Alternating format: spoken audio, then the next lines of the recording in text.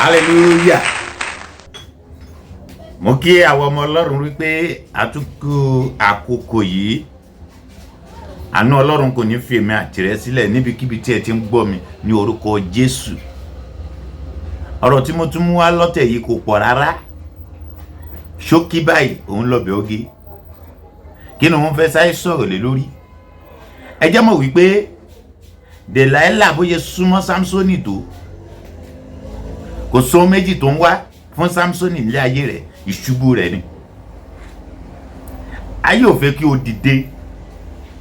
Àkòrí ọ̀rọ̀ mi fún ọ lónìí kò ju wípé ìwọ ni kí o wá bí ó ṣe gbàdúrà àti dìde.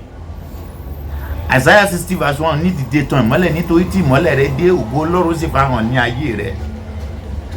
Tó o bá fẹ́ kí ògo Ọlọ́run farahàn ní ayé rẹ, ìwọ fúnra rẹ ni kó gbé ìgbésẹ̀ láyé. Bó o ṣe máa dìde ni o, bó o ṣe máa jẹ́ èèyàn. Mo wí fún ọ, Delilah kò ní kankan ṣe nípa ìdìde Samsoni, ìṣubú rẹ̀ ló wá, ó dẹ̀ rí pé ó ṣubú. Ọ̀tá rẹ̀ ò ní kankan ṣe nínú ayé rẹ̀ ju kó ṣubú lọ. Wọ́n wá kó ṣubú ṣáánì. Torí náà wá bí ó ṣe dìde. Ìwọ ni kó káramọ́ àdúrà. Ìwọ ni kó káramọ́ àdúrà àti iṣẹ́ Ọlọ́run. Arákùnrin àti arábìnrin, màmá àti bàbá tẹ̀ ń gbọ́ mi ní àkókò yìí. Ọ̀rọ̀ mi ọ̀tẹ̀ yóò pọ̀ rárá. Mi ò tiẹ̀ fẹ́ kó pọ̀ jù. Mo fẹ́ kó máa yé wa lóní ṣókí wípé ìṣubú rẹ láyé ń wá.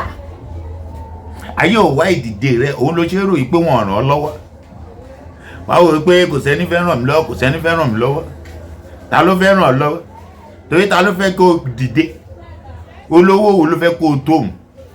Olówó wá ní tí yóò ṣẹrú fún ni. Gbọ́ mi dáadáa, ìwọ ni kó jára rẹ o. Ìwọ ni kó wò wípé ọ̀rọ̀ lélẹ̀ yìí o ní láti dìde, o láti jẹ́ ènìyàn. Òun mo ṣe fi kọ́ra sọ fún ọ lónìí pé dìde kó tọ ìmọ́lẹ̀ o, torí òun ló pé ọ jù láyé. Ẹ̀dá ò fẹ́ kí o ṣe oríire, kó dà ọmọ ìyá ń gbà mí náà ń ṣe ọmọ ìyá rẹ̀.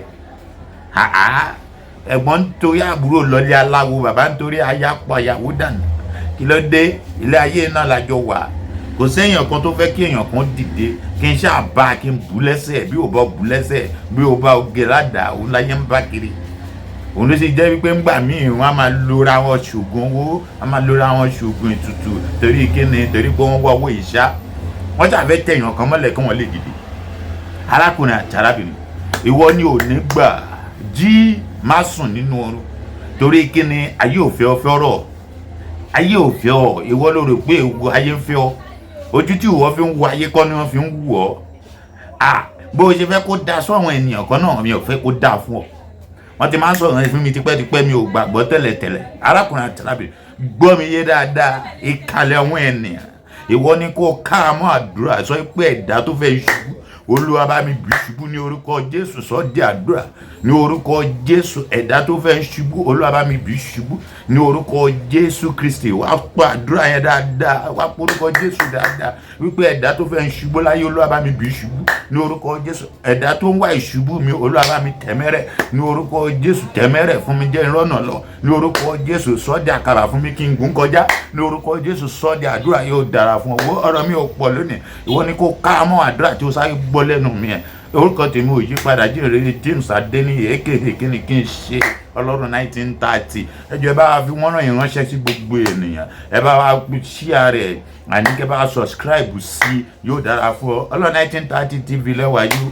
Ẹ bá wa pín káàkiri káwọn èèyàn máa rí wa wò, yóò dára fún ọ. Ní àwọn ìwé ọjọ́ díẹ̀díẹ̀ tó máa rí mi wò, ìwàásù mi ò ní pọ̀ púpọ̀, ṣùgbọ́n bí ọ̀run bá ṣe ń jù wá ni mo máa jù fún ọ wípé sáré gbọ́ eléyìí, ohun tí ọ̀run ní sọ fún ọ ni. Wá, ayé ò fẹ́ kí o dìde o, ìwọ lè ò ní gbà, ìwọ ló máa ṣọ́kàkì, ìwọ ló máa dúró ṣàn, ìwọ ló máa dúró gírí. Sọ jẹ́ kó mọ̀ wípé I no go gree. Torí náà káàmọ́ àdúrà, yóò dára fún ọ.